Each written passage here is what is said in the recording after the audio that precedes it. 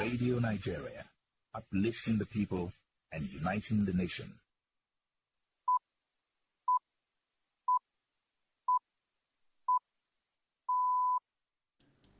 It's 7 o'clock.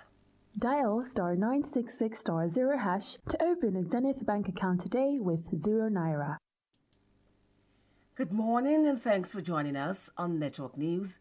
This is a network service of Radio Nigeria. I am Mariam Ukesonjo. And I'm Fubara Pepple. The headlines. Environmental Registration Council calls for speedy passage of health control bill. Kaduna State Government extends lockdown by 30 days. Correspondent examines the compulsory use of face mask in Lagos State. 10,000 households in Kwara State benefit from philanthropist COVID-19 palliatives. The spotlight is on declaration of the biotechnological safety of cowpea. This news is streaming live on RadioNigeria.gov.ng. You can also follow us on Twitter and Instagram at Radio Nigeria HQ and on Facebook at facebook.com/Radio Nigeria Network. Now the news in detail.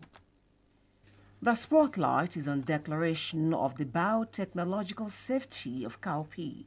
It is written by Dr. Rose Maxwell Gidado, country coordinator of AB Nigeria chapter.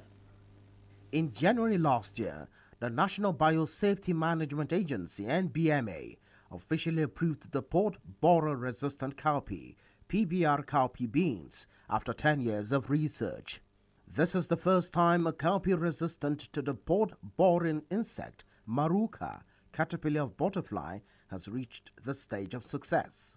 Professor Muhammad Faguji Ishaku, the principal investigator of the port-borer-resistant cowpea project at the Institute of Agricultural Research IAR, Ahmadu Bello University ABU Zaria, posited that cowpea scientists the world over know that there is no plant source of resistance to the notorious insect pest Maruca from which new cultivars resistant to the pest could be developed. For many years, farmers have had to apply excessive insecticides to beans, spraying up for 4 to 8 times before they could get any meaningful harvest.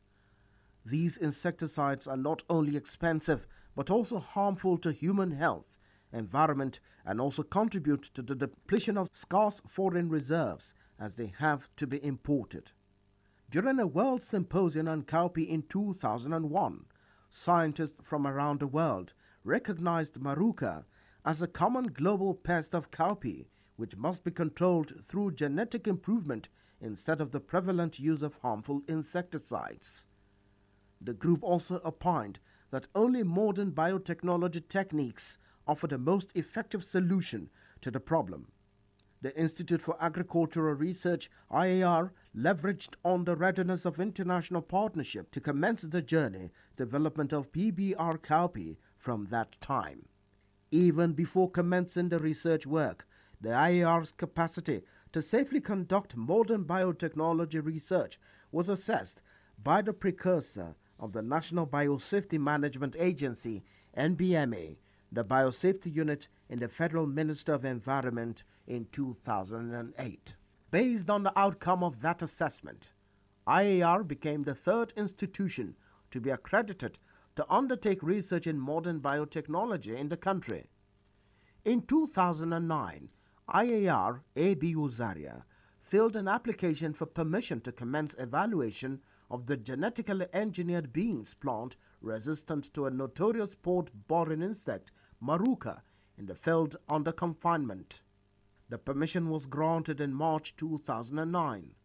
Monitoring visits by the regulating authority were paid to the experimental site and the laboratory for compliance with conditions for approval in all cases. IAR was never found wanting with any breach of procedure. In addition to securing approvals for the different applications to carry out different researches, the IAR research team conducted series of intense scientific tests.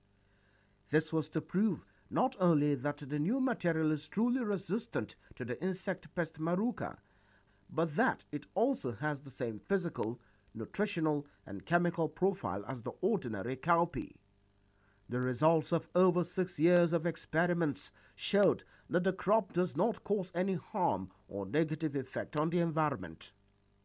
The process of these tests started after the genetic engineering stage, with laboratory experiment in which insects were made to feed on the plants and then selected only those plants that effectively protected themselves against damage by the insects. The tests proved that such cowpea is safe and viable. The other important proof of safety provided to the NBMA in the application for approval is provided from results of repeated experiments to determine whether or not the new PBR cowpea is harmful to other non-target apart from Maruca organisms. Further to the agronomic and phenotypic evaluation, no potential movement of transgenes from genetically modified cowpea plants into wild relatives was observed during the 3 years of seed density trials conducted in Zaria.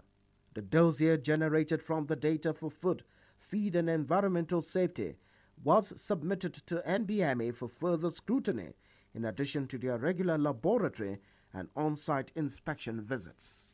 NBMA's decision opened the way for the team to proceed further and conclude preparations to file an application for registration of the PBR cowpea with the National Varietal Release Committee, NVRC, for registration, renaming and release of this important candidate variety to enable its entry into the National Agricultural Seed System for commercial production by farmers. It is worthy to mention that over the past 10 years, the Institute for Agricultural Research, IAR, together with its development partners, especially the African Agricultural Technology Foundation, AATF, invested about $60,000 per year to develop this economically all-important cowpea that is resistant to a notorious insect that causes perennial damages to the crop, resulting in 70 to 90% yield losses for farmers. That spotlight on declaration of the biotechnological safety of cowpea was written by Dr. Rose Gidado and presented by Olayemi Daniel. And to end the news, a recap of the major stories. The Environmental Health Officers Registration Council has called the National Assembly to ensure the passage of the Environmental Health Control Bill. Kaduna State Government has extended stay-at-home order by additional 30 days. Our correspondent examines the compulsory use of face masks in Lagos, and 10,000 households in Kwara State have benefited from a philanthropist's COVID-19 palliatives. That's the news as edited by Linus Okwe and the production team, having working with Fubara Pepple. Many thanks for listening. I'm Mariam Okesonjo. Thanking you for being there.